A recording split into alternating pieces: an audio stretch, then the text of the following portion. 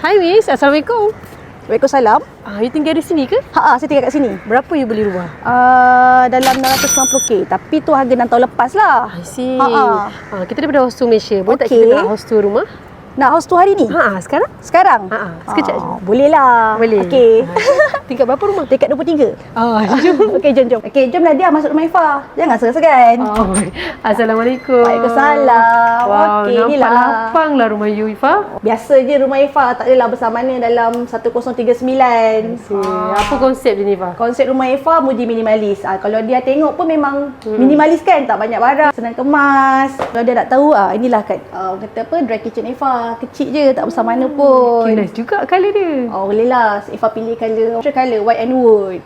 Okey, dekat sini Ifah memang ada letak kabinet lah untuk letak barang-barang. Tapi tak banyak lah kan. Ada 3 pintu je sebab tempat pun orang kata limited kan. Tempat tak banyak tempat. Dan material apa ni, Ifah? Macam nampak shining tu. Ini Ifah pilih material 5G. Tapi dia dapat, kalau tengok dia campak tak ada glossy sikit. Kalau dia tengok dekat sini ada mesin kopi kan. Dekat sini adalah pot favorite apa kata husband Ifah lah hari untuk buat kopi. Hari-hari lah minum kopi? Ya. Tapi you pakai juga gula prime ni? Kat rumah Ifah memang guna gula price super ni. Sebab since kita orang husband and wife busy kan. So orang kata gula prime ni, orang kata super ni sesuai lah dengan lifestyle kita orang yang selalu undergo. Lagi satu Ifah memang suka sangat lah dengan orang kata packaging dia yang baru ni. Cantik, compact, dan kalau tengok dia senang, dia boleh berdiri sendiri. Mana nak dapat? Yelah, harga dia berapa?